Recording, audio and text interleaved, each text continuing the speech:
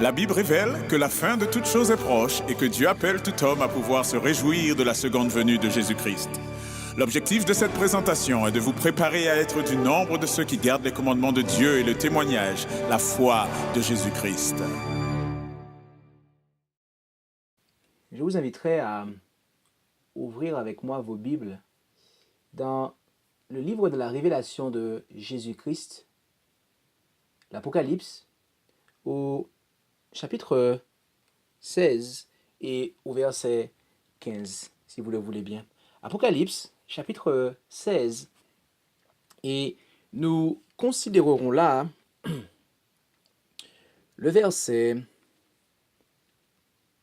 15, où il est dit: « Voici, je viens comme un voleur. Heureux celui qui veille et qui garde ses vêtements, afin qu'il ne marche pas nu et qu'on ne voie pas sa honte. »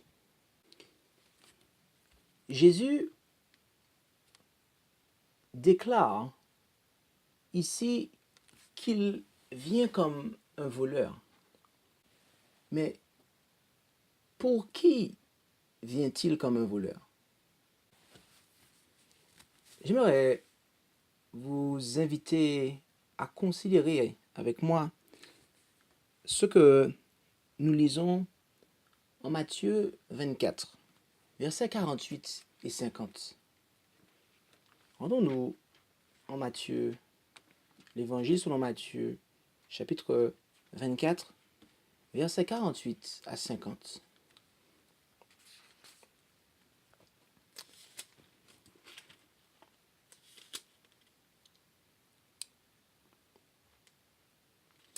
Et là, nous lisons: « Mais si c'est un méchant serviteur qui dise en son cœur, mon maître tarde à venir, et qui se mette à battre ses compagnons de service et à manger et à boire avec des ivrognes, le maître de ce serviteur-là viendra au jour qu'il n'attend pas et à l'heure qu'il ne sait pas. » Le mauvais serviteur, ici, n'est pas l'adventiste qui dit en son cœur que Christ ne reviendra pas. Non, non, ce n'est pas cela. Mais c'est celui qui dit en son cœur que le retour du Christ est retardé. Et oui, mon maître tarde à venir. Il n'a pas abandonné sa croyance dans le retour du Christ. Non, non, non, non, non. Non. Mais il dit en son cœur que cela tarde. Que le retour du Christ est retardé. Et comme c'est de l'abondance du cœur que la bouche parle et que les actions prennent naissance, eh bien, ce serviteur finit par déclarer par ses paroles et ses actions que le retour du Christ est retardé. Autrement dit, cela va passer du cœur à son comportement et même à ses paroles. Il finira par déclarer par ses actions et ses paroles que le retour du Christ est retardé. Et ce, au point d'arriver à bannir de l'esprit des autres la conviction du prochain retour de Jésus. Et comment s'achève la carrière de ce serviteur? Jésus nous le dit au verset 49. Il se met à manger et à boire avec des ivrognes.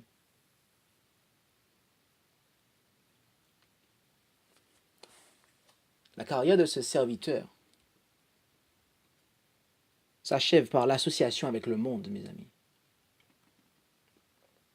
Bien évidemment, il sera surpris. Le Christ, pour lui, viendra comme un voleur.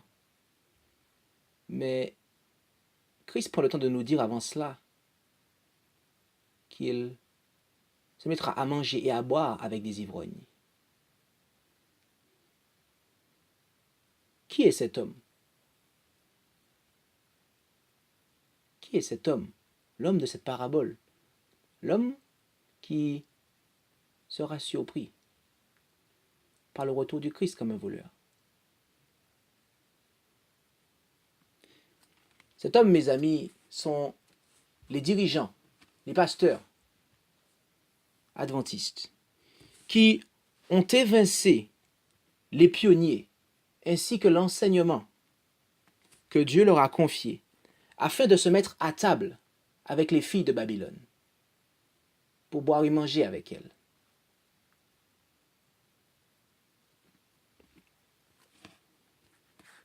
Mais vous me direz, ne croyaient-ils pas dans le retour de Jésus? Oui, ils y croyaient.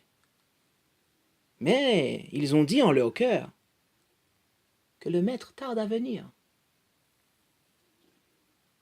Et ils ont fini par agir en conséquence, en bannissant de la pensée des croyants la conviction que le Seigneur reviendra rapidement, si bien qu'ils n'ont pas hésité à se mettre à table pour manger et boire avec les filles de Babylone. Et comment ont-ils fait cela? Rappelons-nous que lorsque quelqu'un se perd, mes amis, il ne se perd pas tout seul. Cela, eh bien,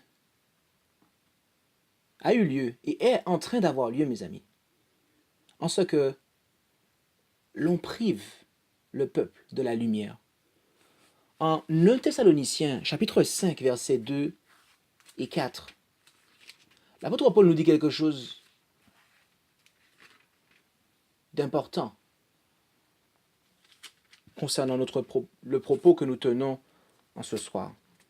1 Thessaloniciens, chapitre 5, versets 2 et 4.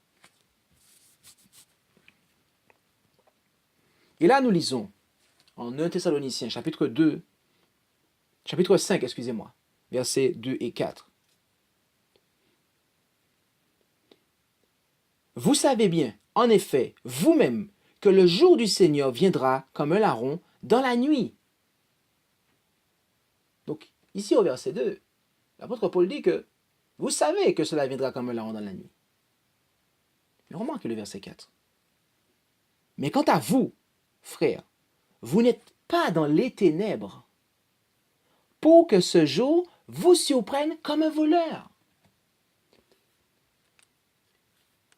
Ce jour, le retour de Jésus, mes amis, ne surprendra comme un voleur que ceux qui seront dans les ténèbres de l'erreur. Autrement dit, seuls ceux qui seront dans la lumière de la vérité, mes amis, ne seront pas surpris par le retour de Jésus. Le retour de Jésus ne les surprendra pas comme un voleur, mes amis.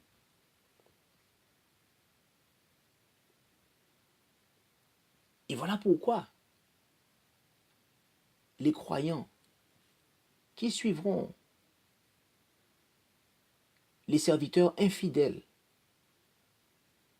qui auront choisi de se mettre à table avec les filles de Babylone pour boire et manger avec elles, pour boire de leur vin, pour s'enivrer, eh bien, ces personnes seront privées de la lumière. Et de ce fait, comme ces serviteurs, seront surprises par le retour du Seigneur comme un voleur.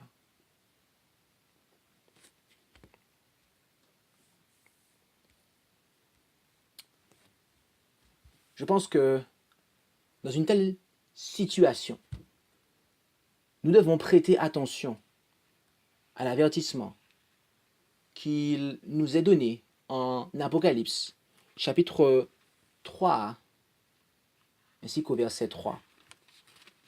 Rendons-nous en Apocalypse, chapitre 3, et considérons là le verset 3.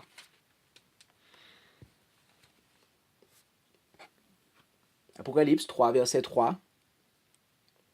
Et là, il est dit, « Souviens-toi donc de ce que tu as reçu et entendu. Garde-le et te repens. Que si tu ne veilles pas, je viendrai vers toi comme un larron, et tu ne sauras point à quelle heure je viendrai vers toi. »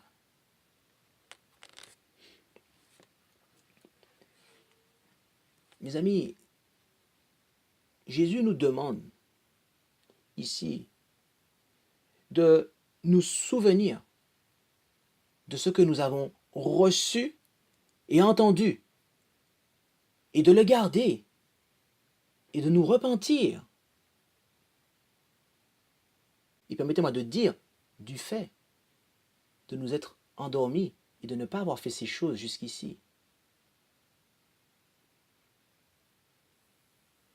Et si nous ne faisons pas cela, mes amis, si nous ne nous souvenons pas de ce que nous avons reçu, entendu, et que nous ne le gardons pas, et qu'il n'y a pas de repentance, mes amis, pour avoir été dans un état où ces choses n'étaient pas, le jour du Seigneur nous surprendra comme un voleur.